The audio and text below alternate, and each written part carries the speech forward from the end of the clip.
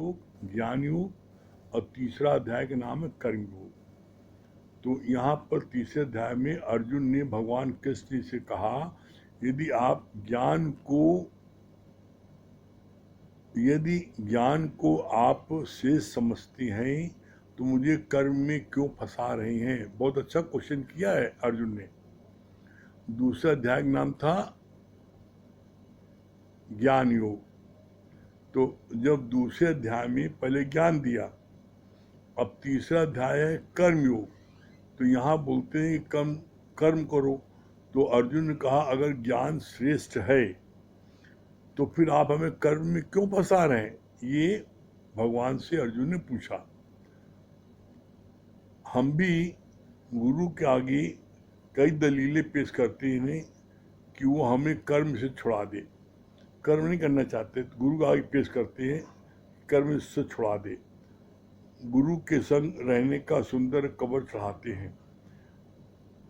परीक्षा से बचाने के लिए कभी कभी जिज्ञासु को लगता है कि गुरु मिले हुए से वचन कहता है।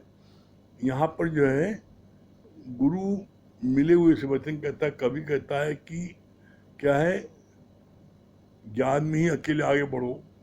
कभी कहता नहीं, गृहस्थ में रह कर के कार्य करते हुए ज्ञान में आगे बढ़ो। तो गुरु जो उचित समझता है, तुम्हारी टोपी, हर एक की टोपी अलग है और जिसकी जैसी टोपी है उसके अनुसार गुरु उसको जीविकोपार्जन के लिए शरीर से कर्म तो होगा ही। जब मन उलझने लगे तो गुरु से सलाह ले लो। अब देखो यहाँ दो बात आई। पहली बात आई, एक तो गुरु कहते हैं कि पेट भेंट हो जाए तब भी ज्ञान को नहीं छोड़ो और इस मार्ग पर आगे बढ़ो। तो इसका भी उदाहरण है। और कभी गुरु जम दिलाते हैं। कैसे, क्या बोला, कभी गुरु जो है कहा पेट भेंट हो जाए। नौकरी करना नौकरों का काम है। ये लागू होता है किसके लिए, विवेकानंद के लिए। विवेकानंद गुरु ने देखा, विवेकानंद इतने सामर्थ्यवान हैं कि ये ज्ञान जो है बहुत अच्छा बांट सकते हैं। तो उन्होंने कहा नौकरी करना नौकरों का काम है। पेट भेंट हो जाए, तुम भूखे रहो, खाना न मिले, पानी न मिले, तब भी इस ज्ञान को तुम बांटो। क्यों, किसी में बांटने की कला है, समझदारी है। तो गुरु उसको जो है इस बात के लिए कहता है कि नहीं, कि जो है तुम कुछ भी हो जाए इस ज्ञान को बांटो। क्यों, क्योंकि तुम्हारे अंदर में कैपेसिटी है, बांटने की कला है। तो तुम इस ज्ञान को बांटोगे तो लोगों का उद्धार होगा। तो गुरु उसको इस ज्ञान में लगाता है। और कभी जो है कहता है कि जो है गृहस्थ में रह करके कार्य करो। कैसे, यहाँ बोला पेट भेंट हो जाए, गुरु मिले से वचन कहता है। और कभी बोला बात चलती है कि नौकरी करना नौकरों का काम है। और कभी बात चलती है कि जीविका उपार्जन के लिए शरीर से कर्म तो होगा ही। जब मन उलझने लगे तो गुरु से सलाह ले लो। फिर चाहे गुरु तुम्हें जम दिलाए या माया में रहकर उपराम होने की सलाह दे। अब गुरु ने विवेकानंद को सलाह दिया कि चाहे पेट भेंट हो जाए, चाहे भूखे रहो, कैसे रहो, तब भी ज्ञान को बांटो। अब दूसरा राजा जनक का आता है। राजा जनक रजाई में थे तो गुरु ने उनको क्या बोला, गृहस्थ में रह करके रजाई में रहते हुए ज्ञान के मार्ग पर आगे बढ़ो। तो गुरु ने राजा से राज्य नहीं छुड़वाया। राजा जनक से जब राजा जनक ने पूछा मोक्ष कैसे मिले, ज्ञान कैसे मिले, पूछा उन्होंने वैराग्य कैसे आए, तो उन्होंने बोला तन मन धन दे दो, हो जाएगा। तो उनको मैंने दे दिया। और उसके बाद में 3 तमाचे मार खाने के बाद में उनको ज्ञान लग गया और समझ गए। तो उनको राज्य में रहते हुए उनको जो है ज्ञान प्राप्त हुआ और सबसे बड़े ब्रह्मज्ञानी कहलाए। इसका निर्णय गुरु करता है कि तुमको वो गृहस्थ में रखे, राज में रखे, कि तुमको वो जो है गृहस्थ के बाहर कहे जाओ, बाहर जाओ, घर छोड़ दो। वो जैसी स्थिति गुरु तुम्हारी देखता है उसी अनुसार तुमसे कार्य कराता है। फिर बोला, विवेकानंद की विवेन बहन ने आत्महत्या की। जब वो इस राह पर बढ़ा, इसके लिए न किसी ने और न स्वयं विवेकानंद के मन में उस पर आरोप लगाया। क्या किसी ने नहीं बोला कि तुम जो है कौन सा कार्य कर रहे थे?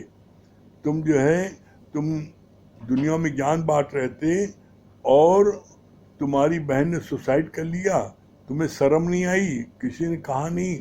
और न स्वयं विवेकानंद के मन ने इस बात को सोचा कि ऐसा हो गया, बल्कि क्या विवेकानंद के मन में क्या विचार आया कि अगर मेरी एक बहन ने सुसाइड कर लिया है तो मेरी हजारों बहन मेरा ये ज्ञान सुन करके सुसाइड करने से बच जाएंगी। क्यों? क्योंकि विवेकानंद को अपने ज्ञान पर विश्वास था कि जो ज्ञान हम गुरु का बांट रहे हैं, इस ज्ञान को जो सुनेगा तो सुसाइड करने से बच जाएगा। तो विवेकानंद ने कहा कि एक बहन ने सुसाइड किया है, लेकिन मेरे ज्ञान को सुनकर के हजारों बहन सुसाइड करने से बच जाएंगी। तो उनको बोला कि तुम बाहर निकलो, देश विदेश जाओ और जाके ज्ञान बांटो। राजा जनक को बोला तुम अपने रजाई में रह करके करो। तो जिसकी जैसी टोपी होती है, गुरु उसकी कैपेसिटी के अनुसार उससे वो कार्य कराता है। आगे बोला, भर्तरी सारा राज्य पाठ छोड़ सन्यासी बना था। फिर गुरु ने उसकी परीक्षा के लिए कहा कि अपनी रानी को मैया पिंगला करके भिक्षा लेके आओ। गुरु ने कैसे परीक्षा ली? जब राजा भर्तरी ने सन्यास ले लिया तो बोला ऐसे नहीं होगा सन्यास, अपनी पत्नी से बोलो मैया पिंगला, उससे भिक्षा लेके आओ और तब जाके तुम्हारा जो है ये जो तुम सन्यासी बने तब ये पूरा होगा। तो उन्होंने जाकर के गुरु कहना माना और माता पिंगला बोल करके उनसे भिक्षा ली और तब वो आगे बढ़े। एक सन्यासी को अगर कोई बोलेगा कि सब गेरुआ वस्त्र पहनना छोड़कर साधारण वस्त्र पहनो तो उसे शर्म आएगी, क्योंकि जीव भाव नाश नहीं हुआ है। क्यों? उसने ज्ञान तो लिया नहीं है। वो समझता है कि गेरुआ वस्त्र पहनने से ही ज्ञानी होंगे और गेरुआ वस्त्र पहनेंगे तब मैं ज्ञानी कहलाऊंगा और नहीं पहनूंगा तो मैं ज्ञानी नहीं कहलाऊंगा। तो इसलिए वो गेरुआ वस्त्र पहनता है ज्ञानी कहलाने के लिए। यहाँ पर सन्यासी जो है ज्ञान तो है नहीं, वो कथा कथित घर की विपरीत परिस्थिति आने पर सन्यास ले लिया, जंगल चले गए, गेरुआ वस्त्र पहन लिया। तो उन्होंने सोचा कि गेरुआ वस्त्र पहनने से ही हमको लोग पंडित जी बोलते हैं, हमको लोग ज्ञानी बोलते हैं, तो वो गेरुआ वस्त्र किसी कीमत पर नहीं छोड़ते। लेकिन इसमें यहाँ बोला जो ज्ञानी जन है वो कभी भी इन सब चीज़ों पर ध्यान नहीं देते, चाहे वो सफ़ेद वस्त्र पहने, चाहे वो काला पहने, चाहे पीला पहने, कोई क्यों? क्योंकि ज्ञान जो है हमें बाहरी आडंबर नहीं सिखाता, ये पहनो, ये खाओ, ये छोड़ो, नहीं।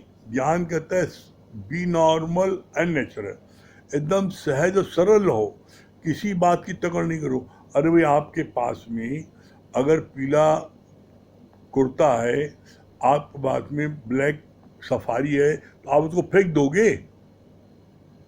तो बोला नहीं, गलत है। जो चीज तुम्हारे पास है सहज में उसको पहनो, खाओ, पियो, खर्च करो, मना थोड़ी नहीं। किसी चीज में वो पाबंदी नहीं लगाता। तो ज्ञानी सहज स्वभाव रहता है। फिर आगे बोला,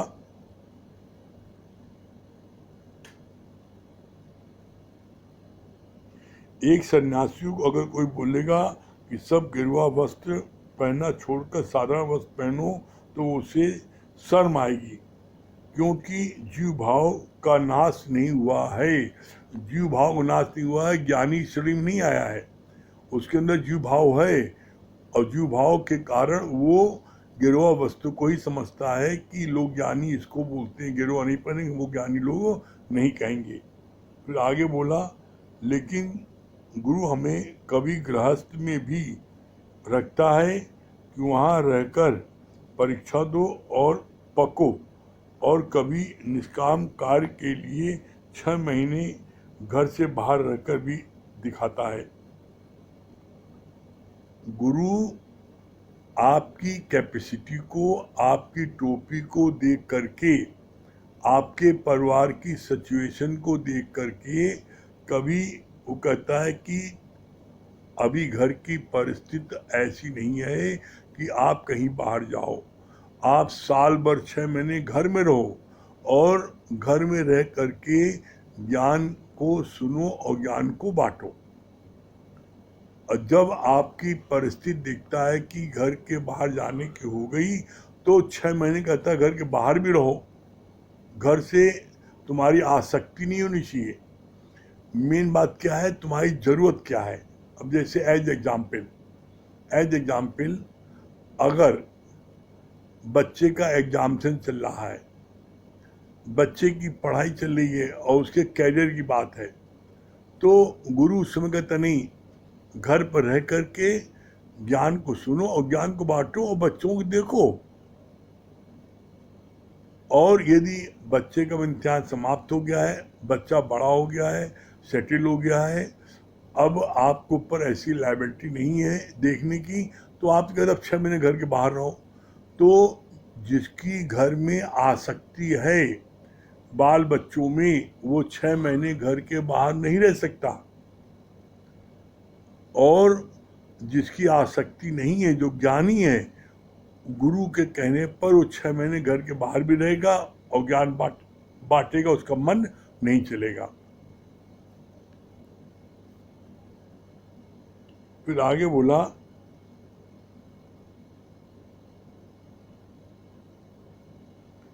लेकिन गुरु हमें कभी गृहस्थ में भी रखता है कि वहाँ रहकर परीक्षा दो और पको, और कभी निष्काम कार्य के लिए 6 महीने भी घर के बाहर रखाता है। दया मात्र दुर्बलता है, दया मात्र दुर्बलता है। कभी दूसरों के कहने पर तुमने शराब पी, जुआ खेला, तो उसमें खराब तो तुम हुए। मायावी लोगों को कंपनी देना है, खुद कुएं में गिरना, ये अंधी दया है। सच्ची करुणा करो, उन्हें भी ज्ञान सुनाकर विकारों से ऊंचा उठाओ। कितना सुंदर भगवान ने बोला, कहा कि तुम अपने रिश्तेदार, दोस्त, यार, वो तुमसे कहते हैं कि चलो शराब पियो, जुआ खेलो हैं, और तुम उनके साथ में दया करके उनका कहना मानकर शराब पीने लगते हो, जुआ खेलने लगते हो, तो खराब कौन होगा? खराब तो तुम हो गए, दया करके खराब तुम हो गए। तो ये दया करना नहीं है, ये तुमने अपनी आत्महत्या कर ली। तुम उनके कहने पर तुमने शराब पिया, जुआ खेला, गलत कार्य किया, तो इसमें गिरे तुम। अरे तुम गुरु की शरण में थे, ज्ञानी थे, तो तुम्हारा फर्ज क्या था? तुम्हारा फर्ज था कि उनको तुम शराब छुड़ा देते, जुआ उनको खेलना बंद करा देते और उनको अपने सत्संग में लेके आते, अपना रंग उन पर चढ़ा देते, न कि उन्होंने तुम्हारे ऊपर अपना रंग चढ़ा दिया। बोला होशियार वो है जो अपना रंग चढ़ा दे। तो यहाँ पर कभी भी दया मत करना कि ये कह रहे शराब पी लो, जुआ खेलो, मैं वो दया करके इनका कहना मान ले। तो बोला नहीं, इसमें तुम कुएं में गिरने जा रहे हो, अपनी बर्बादी करने जा रहे हो। ऐसे में बोला he is the brave man who can say no, किसी कीमत पर शराब नहीं पियो, किसी कीमत जुआ मत खेलो। क्यों?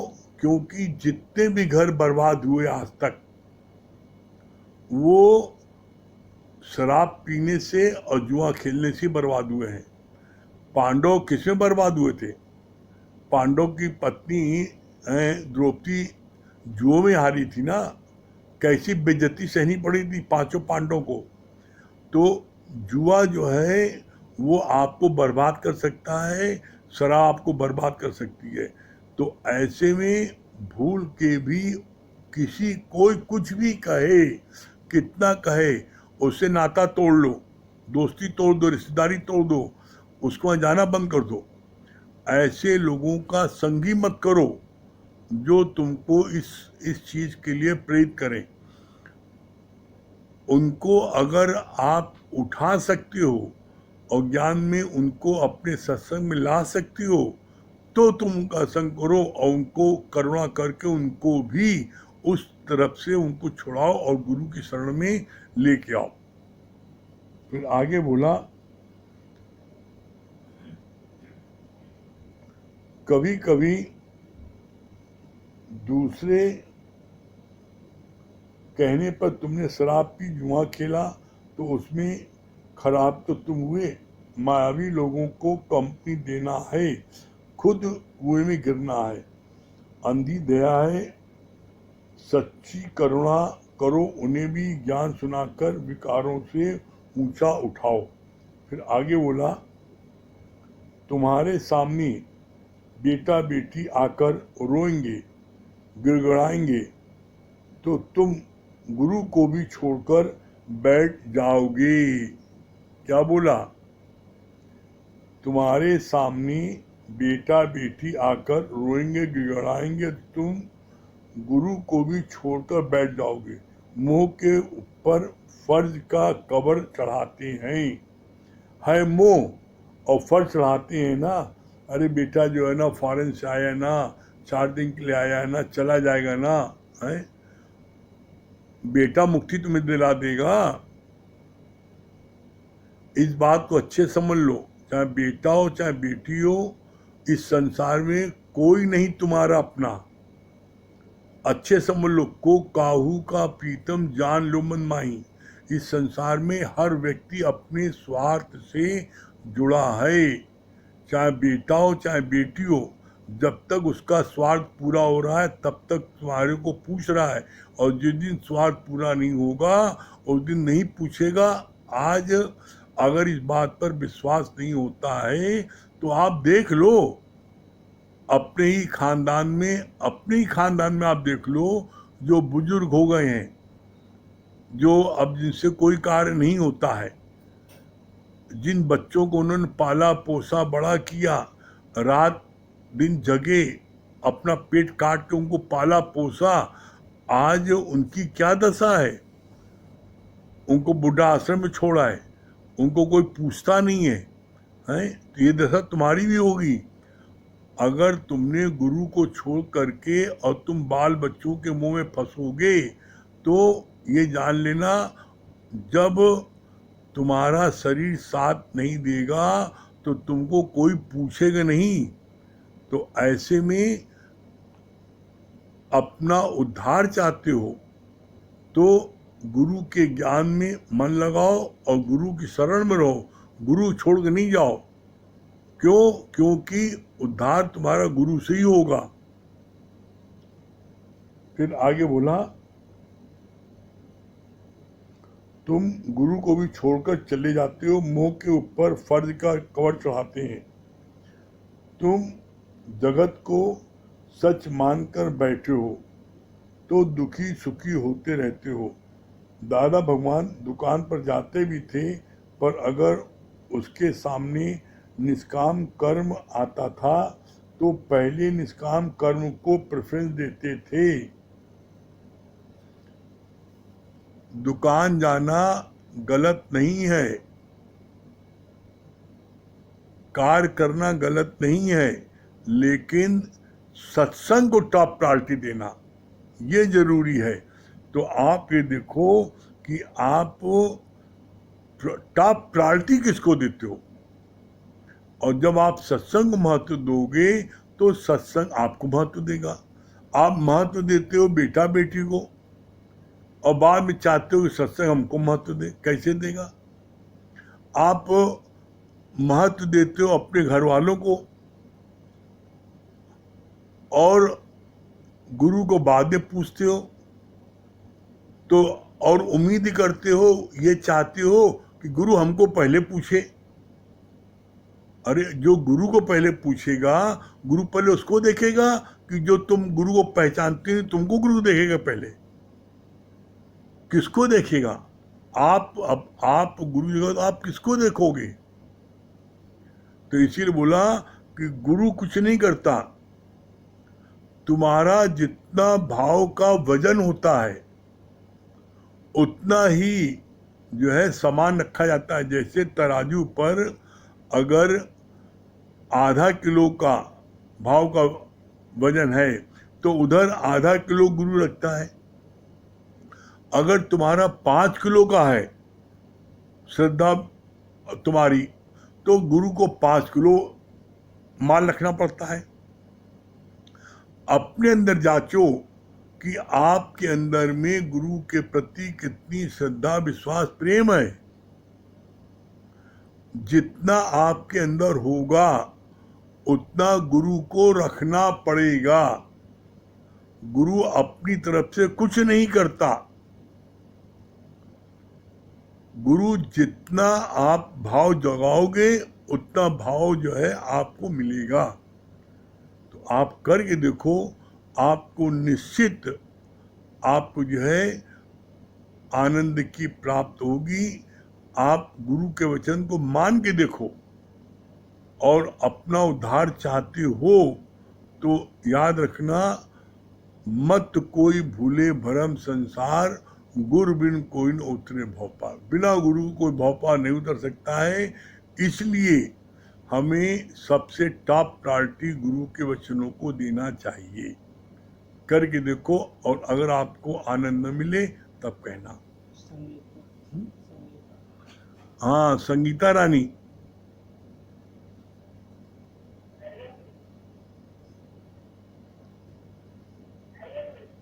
हाँ, हरिओम।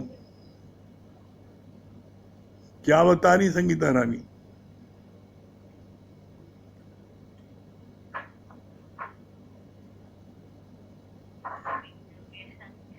बहुत अच्छी बात लगी गुरुजी की, जैसे आपने अभी बोला कि मत कोई भूले भरम संसार, गुरु के कोई न उतरे भव पार।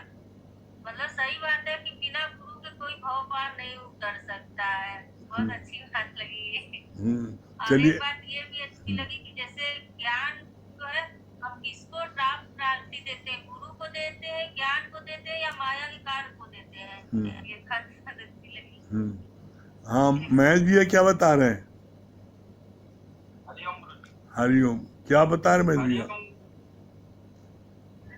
बहुत अच्छी बात लगी कि मतलब हम जितना सुनते हैं उतना अपने जीवन में लगाने की कोशिश करें और समय को टॉप प्रायोरिटी दें। सत्संग में ऑनलाइन सत्संग जैसे हो रहा है तो हम लोग के लिए ये वरदान है, और लॉकडाउन में तो जैसे ही हम लोगों के लिए अमृत का काम कर रहा है गुरु की कृपा से। हाँ, शुक्राने हैं गुरु जी। संगीता ने भजन सुनाइए। लॉकडाउन में मतलब 6 महीना कैसे बीत गए सत्संग और आपकी कृपा से, मतलब कि पता नहीं चला कि कैसे 6 महीना बीत गया लॉकडाउन का। मतलब हंसते हंसते जो है कट जाए रास्ते, जिंदगी यूं ही चलती रहे। चलिए भजन सुना दीजिए।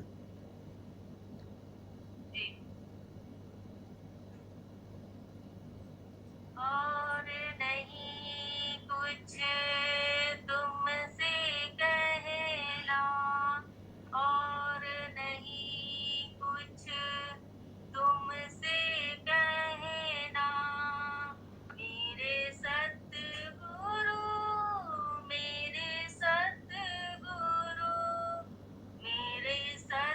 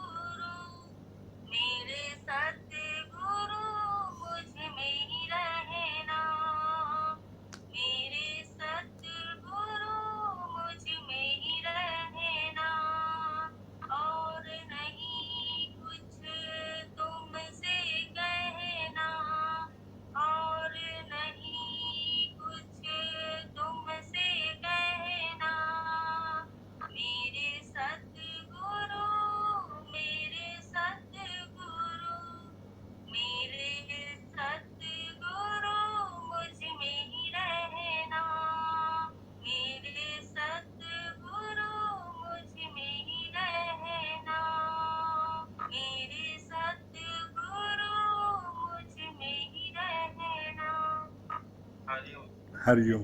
हाँ शर्मा जी, हरिओम जी। हाँ हरिओम। शर्मा जी सुनाइए भजन।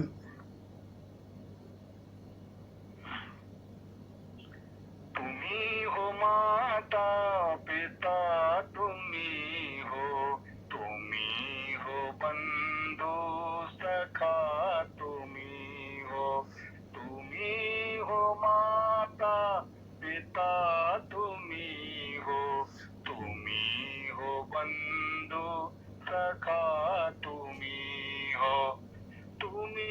हो साथी, तुम्ही सहारे, कोई न अपना सिवा तुम्हारे, तुम्ही हो साथी, तुम्ही सहारे, कोई न अपना सिवा तुम्हारे, तुम्ही हो नैया, तुम्ही खिवैया, तुम्ही हो नैया, तुम्ही खिवैया, तुम्ही हो बंधु सखा, तुम्ही हो बंधु सखा, तुम्ही हो माता पिता, तुम्ही हो बंधु सखा, तुम्ही हो। जो खिल सके ना वो फूल हम हैं, तुम्हारे चरणों की धूल हम हैं। जो खिल सके ना वो फूल हम हैं, तुम्हारे चरणों की धूल हम हैं।